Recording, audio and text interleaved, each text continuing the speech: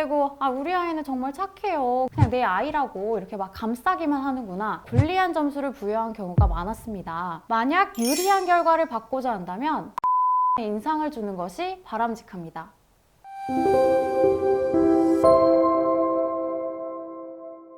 학교폭력의 모든 것. 안녕하세요. 학교로TV 김다희 변호사입니다. 대부분의 부모님들이 이런 말씀들을 하세요. 공부는 못해도요, 우리 아이 정말 착해요. 이런 말들이 학폭위 심의에서 제가 가해 학생 측 부모님께 제일 많이 듣는 이야기 중 하나인데요. 가해 학생 측 부모님께서는 아이가 공부는 못해도 학교폭력에 해당하는 문제 행위를 할 만한 아이는 결코 아니다. 이런 점을 꼭 이야기하고 싶어 하시는 것 같습니다. 그런데요, 만약 우리 아이의 사건이 학교폭력 자체를 부인하는 사건이 아니라고 한다면 이런 부모님들의 말씀이 과연 아이에게 도움이 될까요? 그래서 오늘은 제가 학폭 전문 변호사로서 학폭 가해 학생 부모님께 몇 가지 가이드들을 좀 제시해 드리려고 합니다.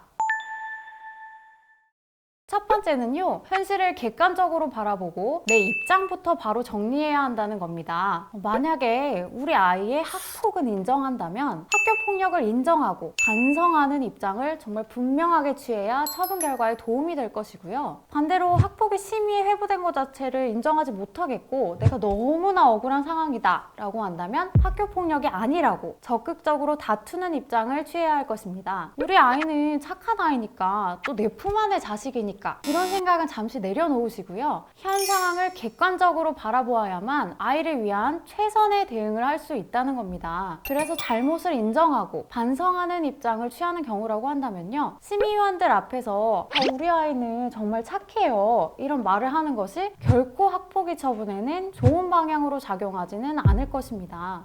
저도 심의를 진행하면서요. 이런 이야기들을 들었을 때요. 특히 위원들 같은 경우에는 학생에게 이런 질문 많이 하거든요. 부모님 발언을 학생 본인의 발언으로 생각해도 괜찮겠어요? 이런 질문을 하는 경우가 많거든요. 이런 질문에 아이는 당연히 네라고 답하겠죠. 이때는 다른 심의위원들과 마찬가지로요. 부모가 아이의 잘못은 생각하지 않고 그냥 내 아이라고 이렇게 막 감싸기만 하는구나 라고 생각해서 반성 정도에서 불리한 점수를 부여한 경우가 많았습니다. 만약 유리한 결과를 받고자 한다면 내 아이의 잘못을 인정하고 이를 부모로서 단호하게 선도하겠다는 인상을 주는 것이 바람직합니다. 제가 두 번째로 말씀드리고 싶은 건요. 피해 학생 측과 어떤 강제적인 화해를 시도하는 것은 바람직하지 않다는 건데요. 이런저런 검색들을 하시면서 반성 정도와 화해 정도에서 내가 정말 유리한 점수를 받아야겠다. 이런 부분들 알고 계신 학부모님들 계시죠? 그 중에서는 학폭이 개최 전에요. 무작정 피해 학생을 찾아가서 계속적으로 연락을 시도하시는 분들이 계신데요. 피해 학생 측에서는 당연히 굉장히 강압적이고 불쾌하게 느껴질 수밖에 없습니다. 특히 학폭이 직전에 이런 화해들을 시도하려고 하셨다면요. 심사하는 위원들 입장에서 보면 유리한 조치 처분을 받기 위한 그저 계획적인 명목상의 행동으로밖에 생각될 수밖에 없습니다. 피해 학생 측이 원하지 않는다면 차라리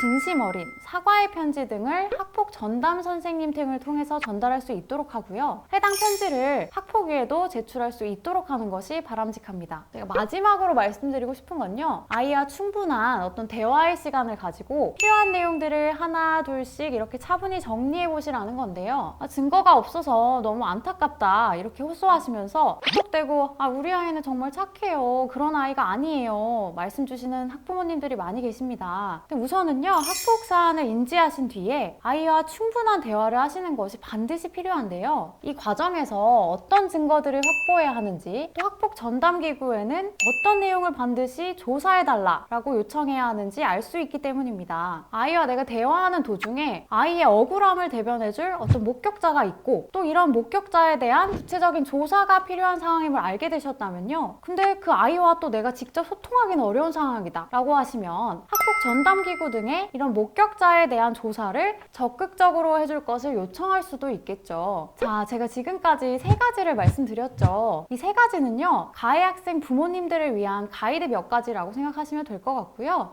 우리 아이가 학폭에 휘말렸는데 내가 정말 가슴이 뛰고요. 너무 어지러워서 도무지 스스로는 객관적인 대처가 어려워요 하시는 분들은요. 저희 학교로 팀으로 편하게 문의를 주세요. 학폭 전문 변호사들이 부모님의 편에 서드리겠습니다. 다음에도 학교폭력 관련 도움되는 주제로 찾아뵙겠습니다. 감사합니다.